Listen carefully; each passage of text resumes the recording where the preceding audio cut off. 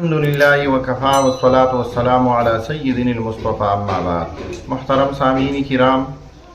دروس محرم کے سلسلے میں ایک اور نئی درس کے ساتھ آپ کے سامنے حاضر خدمت ہے۔ آج کا ہمارا درس محرم الحرام کے مہینے میں شادی کرنے سے متعلق ہے، کیونکہ بہت سے لوگوں کا یہ خیال ہے کہ محرم الحرام کے مہینے میں حسین رضی اللہ تعالیٰ عنہ کی شہادت کا سانحہ اور واقعہ رونما ہوا تھا، اور یہ چونکہ غم اور سوگ کا مہینہ ہے، لہذا اس مہینے میں شادی اور نکاح نہیں کرنی چاہیے۔ لہذا غور سے سن لیجئے، محرم الحرام کے مہینے میں جن لوگوں کا خیال ہے کہ حسین رضی اللہ تعالیٰ عنہ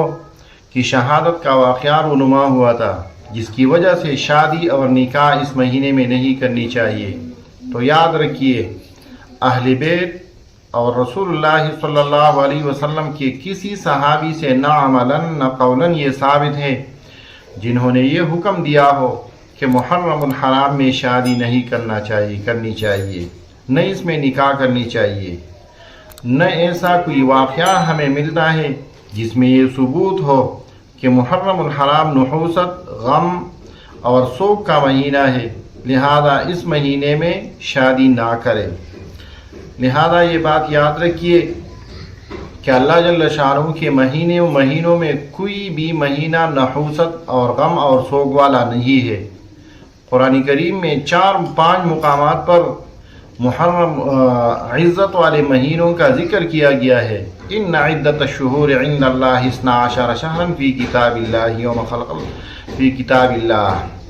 کبھی فرماتے ہیں الشہر الحرام بالشہر الحرام، کبھی اس قسم کی دیگر الفاظ فرماتے ہیں جس میں یہ نہیں کہا گیا ہے کہ یہ مہینہ سوگ کا مہینہ ہے، بلکہ قرآن کریم اور احادیث نبویہ سے ثابت ہے کہ محرم الحرام عزت اور حرمت کا مہینہ ہے، یہ غم اور سوگ کا مہینہ نہیں ہے۔ تو جب قرآن کریم نے کسی مہینے کو عزت اور حرمت والا مہینہ قرار دیا ہو تو کیوں کہ اس میں یہ ہو سکتا ہے کہ اس میں شادی نہ کیا جائے، اس میں نکاح نہ کیا جائے۔ ہمارے مختلف فتاویٰ میں یہ بات صراحتاً ثابت ہے کہ محرم الحرام دوسرے مہینوں کی طرح ایک عام مہینہ ہے، اس میں نہ کسی قسم کی قباحت کا ذکر ہے، نہ کسی قسم کی نحوست کا ذکر ہے، نہ احادیث میں، نہ صحابہ کرام سے، نہ تابعین، تبع تابعین، نہ سلف صالحین سے یہ ثابت ہے